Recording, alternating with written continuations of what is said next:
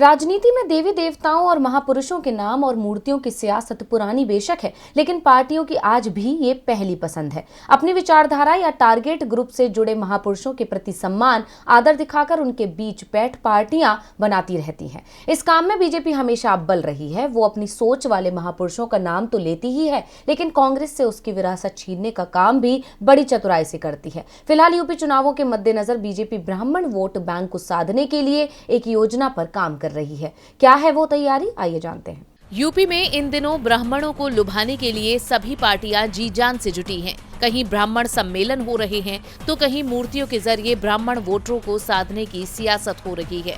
इसी बीच 14 नवंबर को प्रयागराज में 16 फीट की भगवान परशुराम की एक प्रतिमा लगाई गई।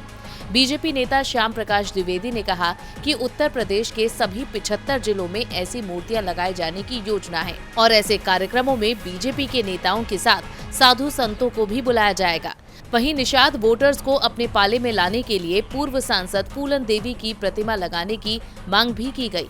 इन मूर्तियों का सीधा कनेक्शन जातीय राजनीति से है, इसलिए राजनीतिक दल इन्हें लगा भी रहे हैं और इसका प्रचार भी कर रहे हैं। चुनावी अखाड़े में बीजेपी से दो हाथ कर रही एसपी भी पीछे नहीं है।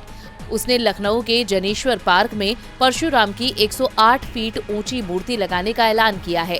ये प्रतिमा जयपुर में तैयार की जा रही है और 2022 के विधानसभा चुनाव से ठीक पहले कभी भी इस प्रतिमा को लगाया जा सकता है।